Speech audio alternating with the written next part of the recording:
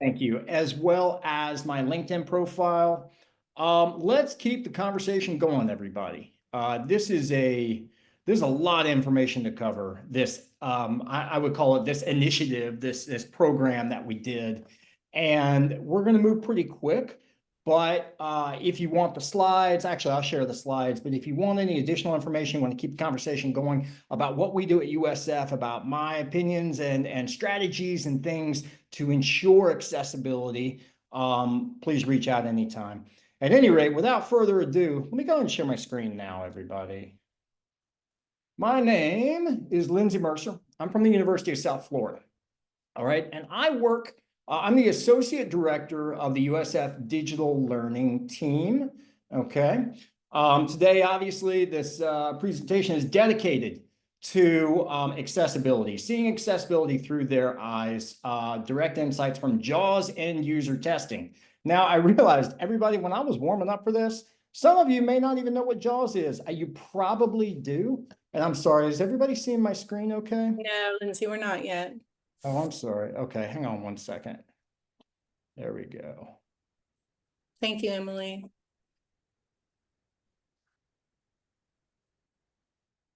Okay, how about now?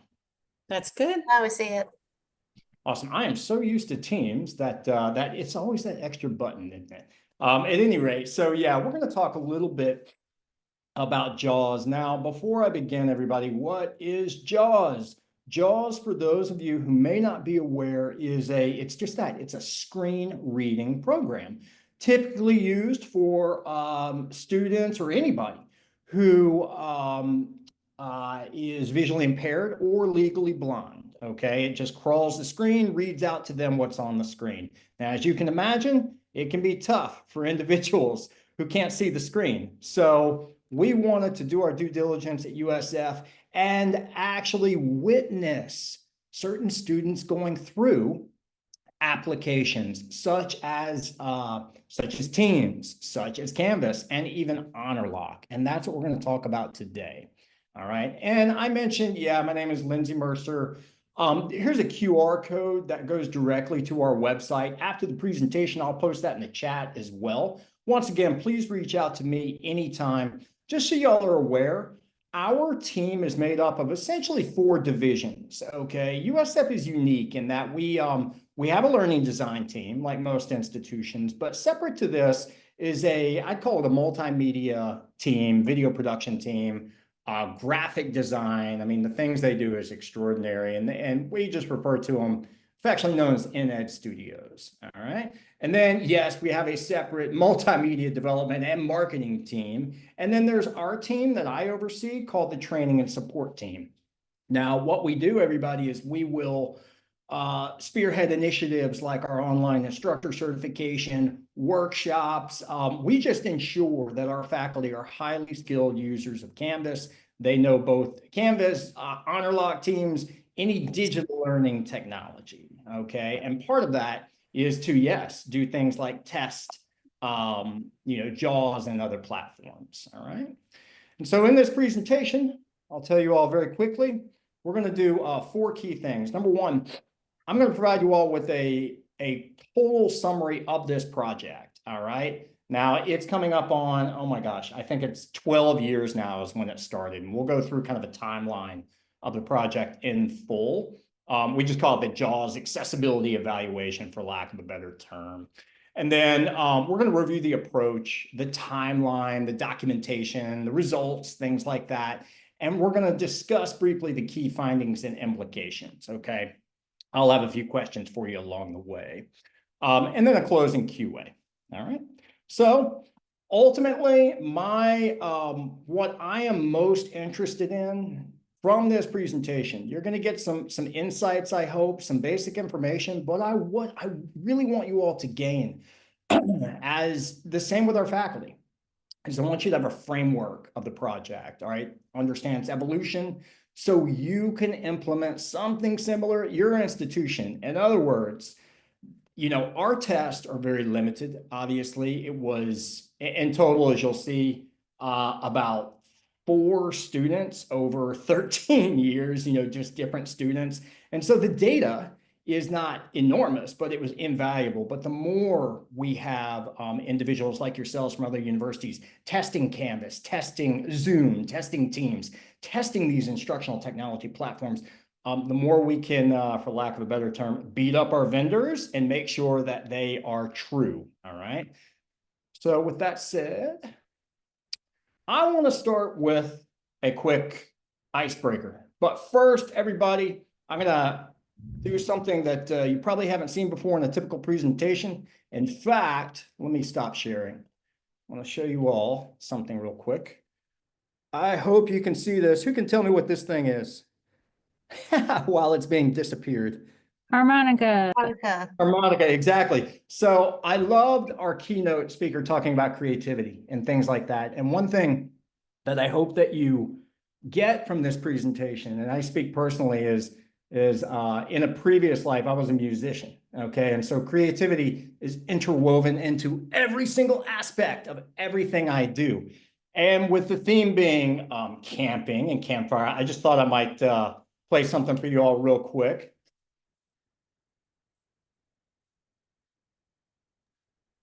We can't hear you. Is that the point? Oh my gosh, you can't hear me? You have to enable, I think, the sound. Oh, wow. Okay. I Yeah. don't know if I'm going to be able to, maybe it's too Yeah. loud. Let's see. Let me try one more time. I'm going to back up. I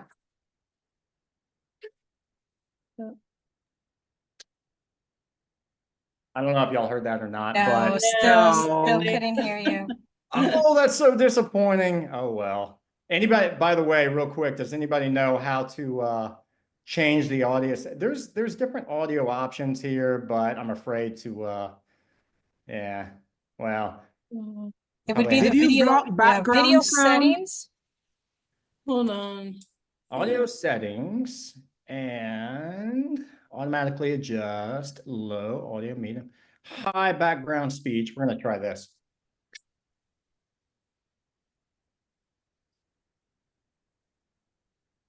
It's not working, Lindsay.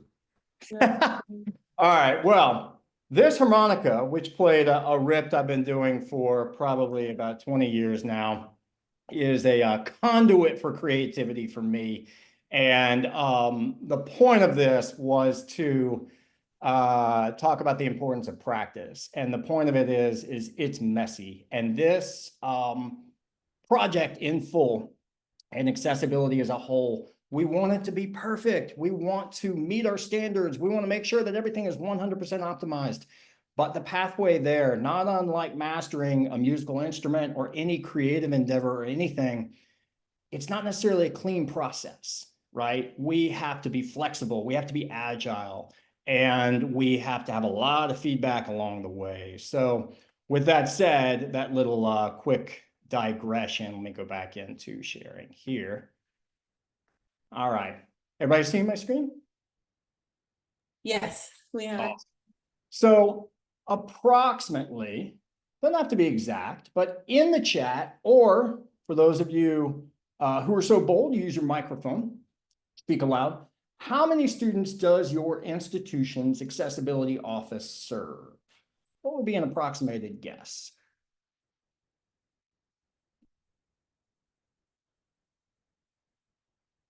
Give you a second there.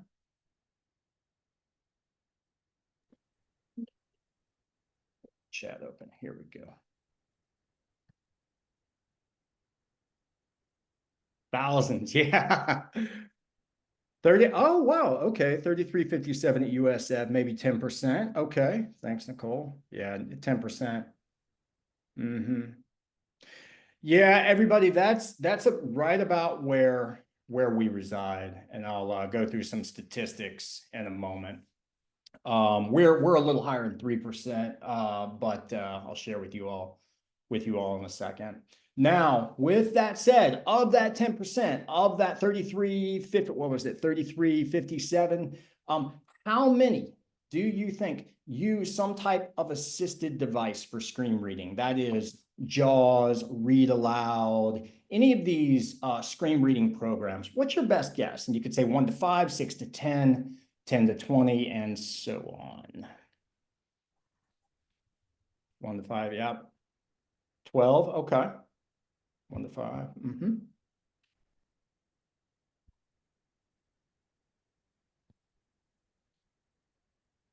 Yeah, so a few data points at USF. We have a division, as I'm sure you do, called the USF Student Accessibility Services. That is our core office of student support for those students with special needs, okay? They support about 3,000 students each semester. Now, summers, it's going to be a little less, but generally fall and spring, that's where they're hovering right now. And yes, just like you all, 5 of those students use some type of screen reading assisted device. So my question is, and we'll probably revisit this, is boy, it's an awful lot of time for just 5 students, isn't it? Right?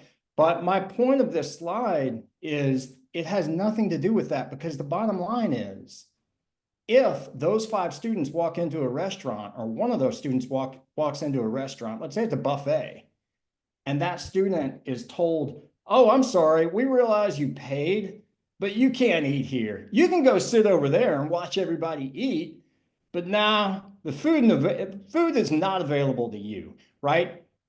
That has nothing to do with statistics. That's just not fair, right? So we have to make sure that we're optimizing everything we can do. And that was kind of the spirit behind this initiative. By the way, just another quick point, all 5 of the students at USF, yes, they're using JAWS, the latest version, or another program, which I'm not too familiar with. It's called Read Aloud. I think it's more based on the Mac. So the inception, the very kernel of this entire project started, I'm dating myself here, everybody. It was back in 2013. I received an email from the Office of Student Accessibility Services, an individual, wonderful person named Raquel, who I had interfaced with on a few occasions, okay? In fact, If you can get on your portal before you leave tonight and look for your W-2s. Teresa says every the health employee received 2 W-2 forms. okay, there we go. Yeah, everybody, just a quick reminder, please. Sorry. Yes, I'm sorry. Oh, no worries, no worries. It's all good. Yes, I've done that many times myself, all good. But yeah, this all started with just that single email, okay? And she and I, what's funny is, I think our keynote presenter mentioned Flash, right? Well, I had worked with her on some Flash stuff, and Flash became the reason why all this stuff worked, because she said, I think there's issues with Flash, right? And I said, yeah, it's not all that great, and we're moving away to HTML5. How was your labs today? 2086 in the morning. 2085. After classes. Barely. Yeah. Hey, Susan, if you could, Who was that lady, that girl who was female who was looking for you? Oh, she's in I'll try to get it. Hold on. 6. So she's dropping. Hey, Susan, if you could mute yourself, She's please. running a meeting. Okay. I think we're good. Yeah, it's hard. She's got 2 kids. Hi, Susan, can you hear me? I don't know where it's coming from. It's Genevieve. Oh, okay. Oh, I'm sorry. Okay. Genevieve, if you can mute yourself, please. Sorry. That's okay. All right, thanks everybody. Yeah, so this email came in, and Raquel wanted to put together, she wanted me in the meeting along with a student who was using JAWS. I think back then it was version 14. Again, this is a long time ago, and the Tampa Lighthouse for the Blind, which was really cool because boy, did they provide a lot of input. And so I said, yeah, let's do this. I talked to my boss, and he said, yeah, Lindsay, please forge ahead, meet with them. And so I talked to Raquel, and we decided that we would take it a step further. All she wanted was just a discussion. And I said, I think what we can do is we can put together a Canvas course, invite the student, and then have the student go through a series of predefined tasks, and then go from there and let that inform some of the things, along with kind of a qualitative discussion. And they love the idea.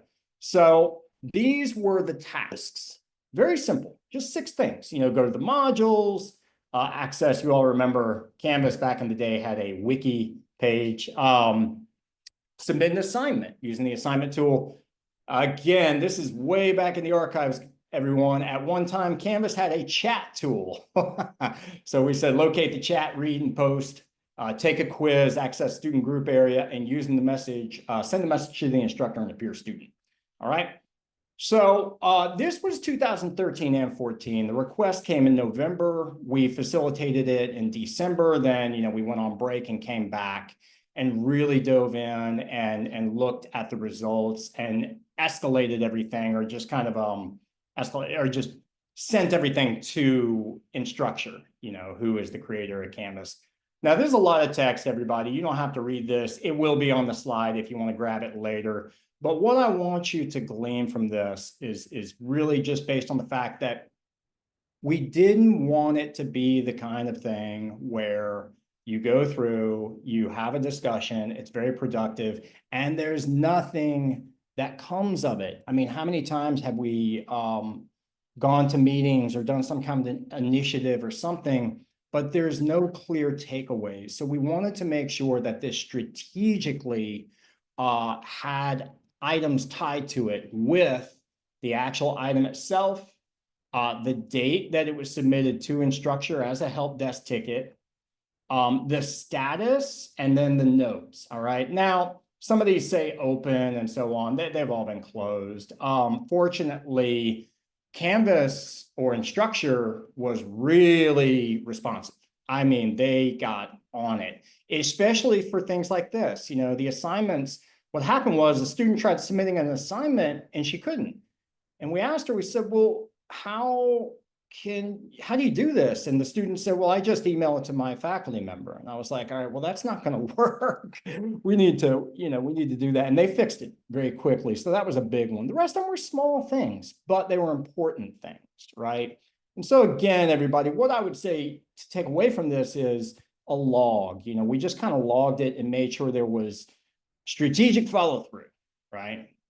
And so that was back in, 2013 and 14. Then we fast forward to 2020. We all know what happened in 2020. A little disruptor, right? Pandemic, that little thing right there that was made life very interesting. A lot of 18-hour days at that time. I'm sure you all can relate. And new in our palette of digital learning solutions was Teams. And so we had a core question like, what about Teams?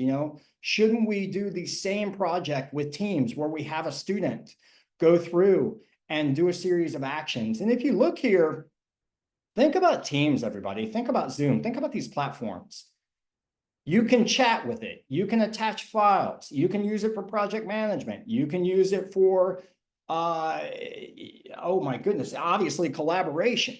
You can use it as a data repository, so many things. But Teams is problematic because if we look at this, I hope you can see this, but there's a little written hand note that's uploaded. So it does introduce some accessibility issues, right? We wanted to test it. Now, fortunately, and this is what's really cool, when we went back to the Office of Student Accessibility Services and we said, look, we want to test Teams, they said, we have a really great person that you can work with. This individual is both a student, a master's student, and an adjunct instructor. So they will give you all the feedback from both perspectives, which was fantastic. So doing the same thing, that was, here's our timeline. We conducted, again, the first Teams eval in 2020. And we put together another series of items that we wanted this student and instructor to go through. Open the session, locate the camera and microphone, read the chat, post to the chat, share the screen, find a specific person, use the mute all, and invite someone. Not a lot of items, everybody, but it was enough to really invoke some fantastic feedback. And just as a quick FYI, I'll talk about this more in the insights when we get there later, but I'll tell you all, while these items are good and they provided great feedback, It was the incidental qualitative discussions along the way that were really insightful. The individual would say, you know what, while I'm thinking about it, I remember this time when blah, blah, blah, and somebody had attached this and I couldn't access it at all. That may have nothing to do with Teams, but it could be something from Pearson. We'd say, oh, well, tell me about that. What is it that Pearson has that you couldn't access, right? But moving on, these were the results. And again, everybody, I'll share the PowerPoint file. Overall, I'll tell you, Teams did pretty well. Microsoft does a good job, but there were a few things that needed to be optimized. Finding the mute all, that was difficult. Inviting somebody. There were a few key commands within JAWS that the student hadn't been using regularly, but Microsoft had programmed in, okay? So there was, I would call it, there wasn't anything that prohibited the student and the instructor from moving forward, but there was just a few things that needed to be optimized. So we took those things, we connected our IT person, who's great, Glenn, he connected us with an Office of accessibility for Microsoft Office, I think. And we actually shared portions of the recording with them. Yes, we did have the individual's permission, and then moved on from there, and it was great, and they loved it. And since then, they've done some things, but I followed up with this individual, and they said, yeah, you know, everything is good to go, so, you know, we're fine. Now that brings us to today. And I'll tell you all, back in, let's see, it was August of 2024, we were at new faculty orientation, and there was a new staff member within the Office of Student Accessibility Services. And he just so happened to say, hey, Lindsay, do you by chance, I had heard of this test you all did. Do you by chance, can you do this again? Can we do it again? Because I know a student who's very interested. And I said, absolutely. We're overdue for doing something like this. So let's do it again. But this time we're going to test JAWS with Canvas, HonorLock, and Teams. I don't have Teams here, but we wanted to test all three. All right. Just to give you all some context, this is the room we tested it in. This is on the 6th floor of the library. Nice big, you know, monitors here. And if you look, you could see we've got cameras here. This is the camera angle. And yes, you know, the student who participated and gave us permission to use this. This is myself, Victor, and my colleagues are online. And this is the individual from Kenny from Student Accessibility Services. It was about 4 hours, everybody, 4 hours. And I'll tell you, this student, I mean, all of them are troopers, but he was fantastic. So much information. And I tell you, once again, everybody, the reason it was 4 hours was not because of the initial items that we set up. It was the digressions. It was, hey, what about this? What about this? What about this? It was the extras, those incidental things that seem, I don't want to use the word benign, but just seem like they're not really part of the scope, but that's the gold. Right? That is the core intel that you want to get. Now, once again, there's a lot here, everybody. I get it. You can go through it on your own, but basically from Teams, we wanted them, you know, same old stuff, submit an assignment, create or complete a new quiz. Canvas has a, you know, new quizzes. We wanted that. Provide a comment, join a team session, post in chat, upload a document, and then the big one, take HonorLock. Take an HonorLock quiz with ID checking and recording. Now, let's talk about HonorLock, ladies and gentlemen. I'll tell you all, there were very few issues, and I am still very impressed with both Instructure and Teams from an accessibility standpoint. We are going to continue testing to make sure that we're optimizing everything, but overall, they did pretty well. There were a few little things, but you know, there was no issues, no significant showstoppers. However, HonorLock was a different story. Now, I'm going to say that the student would have been unable to take the HonorLock exam without sighted assistance. In other words, when the student got on he went to the Unlock chat and he said, hey, I'm using an assisted device called Teams, but it has, or called JAWS, but it has ID checking. I was wondering if I could get some assistance. And the chat person did a great job. They went to their supervisor, but a couple of things took a little longer and they just weren't as quite prepared for that. However, Victor and I debriefed. Victor is on my team. He's on the call here. We debriefed with our rep and, you know, they're great, y'all. I don't want to beat up Honorlock too much. My thing is this, there are certain things that have a certain amount of visual dependency, right? Sighted assistance is typical when a student is doing an ID check, okay? But I will say Honorlock has assured us that they're working on ways to make it easier for the student. One recommendation that we had, you know, that they're still working on is they need to work on their workflow. That is, if a student is using an assisted device like JAWS, it should recognize that immediately, and there should be additional things layered in just to make it easier for the student, or even better. You know, our office of SAS will, that serves as an online proctoring center. So they can take it there without Honorlock. They are exempt from Honorlock, but with Honorlock, they still have to go in and download the extension and go through. Honorlock does not have an exemption thing. They have, yes, they have an access code, but that can be shared and that can compromise a lot of things. So there's some things that Honorlock needs to work through, but they're great too, everybody, you know, but there's some additional things we need to do, and we're working with them on that. And so that brings us to today. What we're doing, we're going to continue to test other platforms.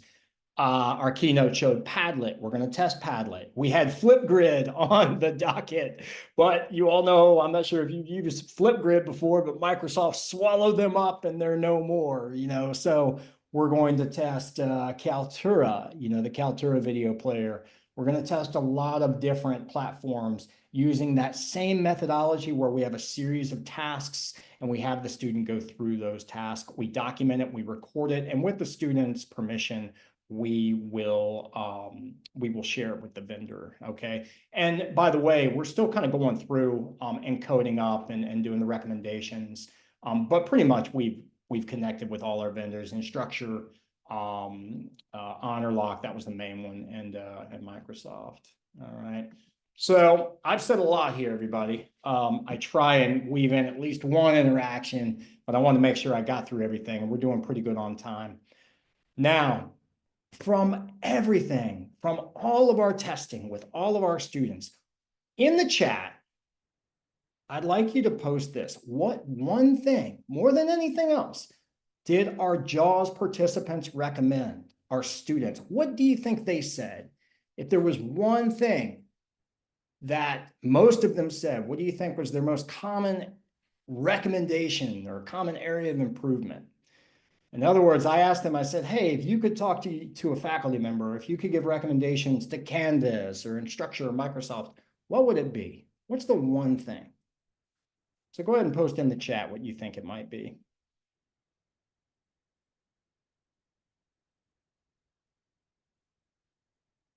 Intentional accessibility, weaving that in. Yeah, mobile. Ah, excellent, Charlotte. That's really good.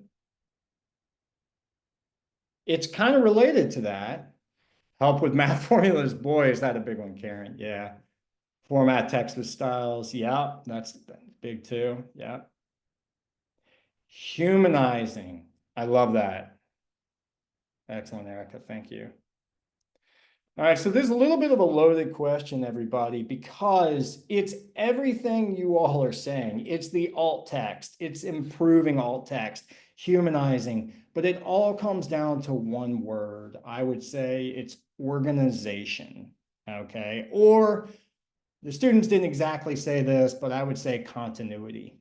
In other words, 3 out of 4 student participants specifically mentioned organization. But they said it in different ways. They said, there's nothing I hate more than going onto a page in module 1 and it's beautiful. And then in module 2, the same kind of,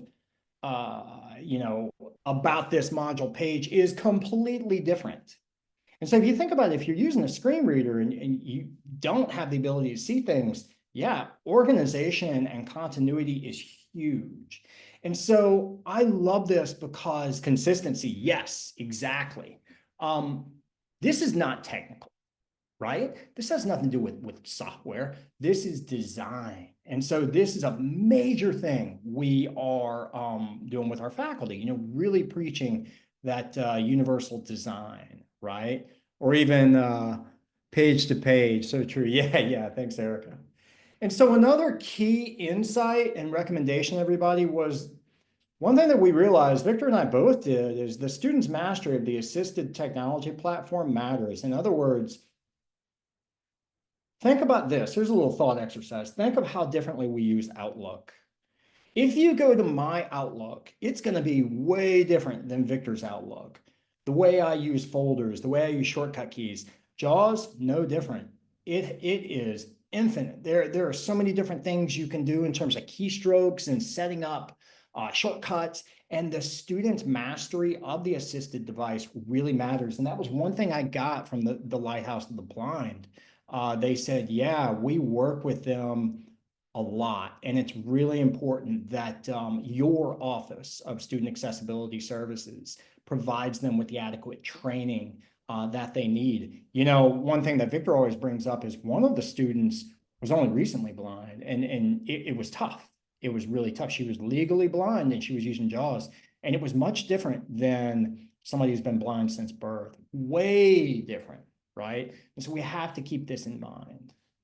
Now, this is one that I've been pondering. This is debatable, everybody, but it was kind of an epiphany that I had. In the Department of Justice in April 2026, it's based off, I think this is it, Web Content Accessibility Guidelines 2.1. I started going through it myself a lot. And there are, it is very binary, okay? You either meet it or you don't. But when it comes to accessibility, I don't like to look at it that way, because we live in a dynamic world that changes. We live in a world that evolves a lot. And so we need to not necessarily look at things as binary, but look at things on a continuum. That is, just because it meets a standard doesn't mean that it's necessarily optimized. A page, a Word document, may have the alt tags, it may use headers and styles and all this stuff, but the organization may still be flawed, right? So, flow exactly, starting at WCAG and, and then moving from there, right? That's exactly it. And then finally, again, everybody, all of this happened just by happenstance. I mean, it was an individual who's no longer at USF who was a rock star. She really made things happen. She was, I think Malcolm Gladwell, he wrote a book, I forget which one, but he talks about mavens, where it's these individuals who bring different people together, and that's the bridge from silos, and she did that. She came to us, she was like, hey, Lindsay, you ought to join this. And so we carried it on, and it built that partnership and that shared expertise with our Office of Student Accessibility Services. And so, we really want to make sure that we're doing that as much as possible, because we get caught in our day-to-day stuff. I get it, but that trust and that connectivity and real conversations, man, that goes so far. Like Stephen Covey Jr. talks about, there's a speed of trust, right? Things move at lightning speed when there's a high level of trust. And so ending this, everybody, I would say the final steps for you, again, I wanted to start this with the intention that you can take away from this presentation. And so I want you to think of your own plan, all right? What would your plan look like? Does it just start off reaching out to your Office of Accessibility Services and saying, hey, do you have any students that that would be willing to participate in a focus group or an interview where we can, see how they're using it. Could even be something as casual as a conversation, or it could be some kind of evaluation like we did here, you know. And again, collecting the data and contributing is for optimal impact is huge, because not only does it help me, but it helps all of us. Yeah, and the tipping point, thanks, Victor. It really helps all of us, because when we are all talking about the limitations of honor lock, when we are all talking about how Pearson is missing the boat because there's something in there that is not optimized for screen readers, you know, then there is a much higher level of impact, right? These vendors get really busy, and sometimes accessibility and meeting these things can fall wayside. Most of the time they do a great job, but the more people we have advocating, the more things can move, right? And so with that said, that brings us to the end of this presentation. Once again, everybody, I have put my LinkedIn, my email address and contact information at the very top of the chat. And I'm going to stop sharing here, and I'm just going to open the floor for any questions. I really appreciate everybody. I appreciate you all joining, and I hope this provided you with some good information and whatnot. Anyway, any questions? Yeah, and I wanted to share, Lindsay. Oh, Erica, I'm so glad you unmuted, because I knew you had something in the Q&A. And yeah. Yeah, I just posted the question yesterday, but it was just interesting. I wasn't, I mean, I've been a special ed teacher for 25 years, and I've been in the classroom and I've worked with visually impaired, and I teach American Sign Language, so deaf and hard of hearing students, every type of learning disability. And I've always found a way to make learning accessible to all of my students, but I never, even with when you were describing like the screen reader and the headers, and it's just now after 25 years and I'm a brand new instructional designer working with Canvas. It's now that I'm coming to understand the importance of headers and the fonts, not just the style, but the texture of the font. I mean, those are things that just kind of, as a classroom teacher, escaped my mind, because my students did have to read aloud. They had certain programs that would read the screens, but not the same as they do in higher education. I guess they're different in secondary ed, but it's just been really enlightening to go in a different realm of education and see things not as the creator, but as maybe like the designer with that special ed teacher in mind. So, and I had no idea what JAWS even was up until now. So thank you. Yeah, absolutely. That's fantastic. Yeah, it's great having those perspectives and bringing that to the table. You know, again, there's so much to it. I mean, and it'll continue to evolve. Yeah. You're right. You know, I mean, it goes to, I know for me, for example, just on a personal note, everybody, you know, I'm an okay reader, but again, being, I guess, the musician thing, my retention and speed at which I can intake and remember information is nearly doubled when I'm listening. So when I was in my doctorate program, you better believe, man, I read some stuff, but I would listen to everything. You know, I listened while I was walking, working out. That has nothing to do with accessibility or whatever, but it's good for me, you know. So it's good for anybody, you know. It's like accessibility for all, you know. Universal design, allowing learners to choose how they engage with How they material. want to, yeah. Or even just having the text or the closed caption. If I'm in a loud room, I can't hear you, but I could read what you're saying. And I'm more of a visual learner because I do have slight hearing loss. So there are certain sounds that I can't hear, or like background noise. So I always put the closed caption, and I much rather read what I'm hearing than hear what I have to hear. And as a Absolutely. sign language teacher, read more of a visual than hearing. I haven't really relied on hearing for all my years of teaching, that I rely more on sight. Yeah. Yeah, that's fantastic. Excellent. Yeah, thank you for that. Other points, thoughts, insights, any areas of, I would open the floor, to any areas of concern, like about, this Department of Justice thing on the way, or any challenges that maybe that you've noticed, or things that you feel like are worthy of testing at your institution. Beyond the main things, of course.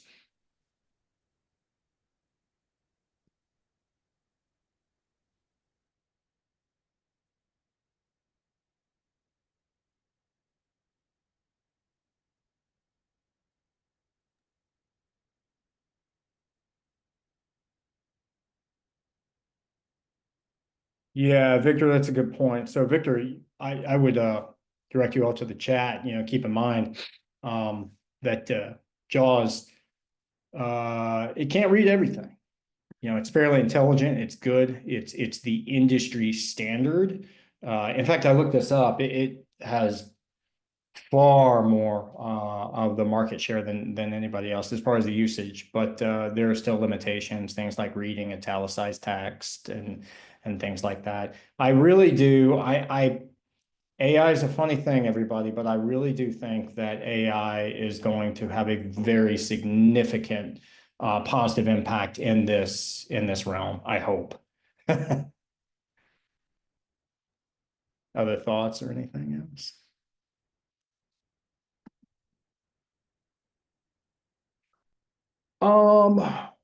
Yeah, flow, read speaker. I'm thinking, read aloud.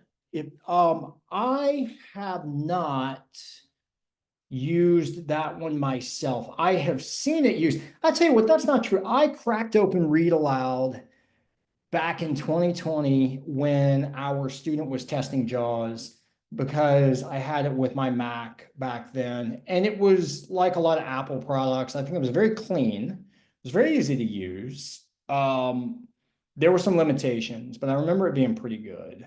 But I know that those students, like the student who participated, they indicated that, yeah, that's all I use. I'm not a big fan of JAWS. They had JAWS, but they preferred read aloud. Yeah. Read and write. Yes. Okay. Read and write.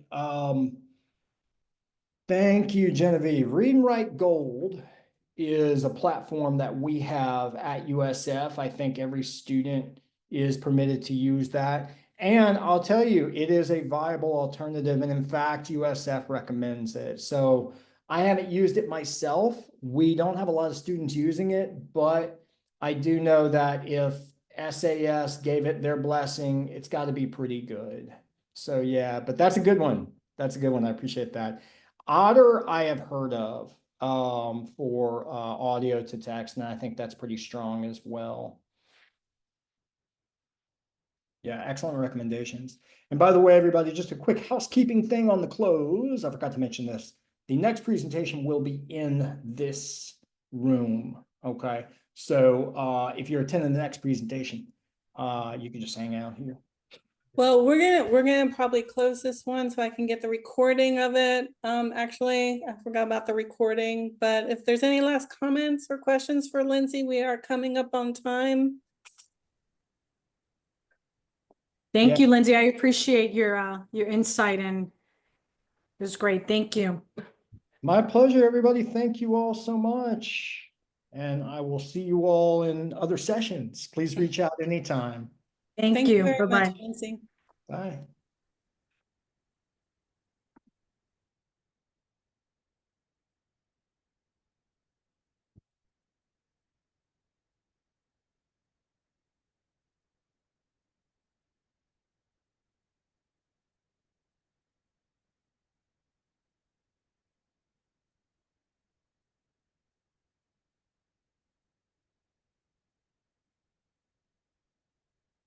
Thank you, everyone. I will probably close this session in 1 minute, and our next session will start at 3 o'clock. Thank you very much.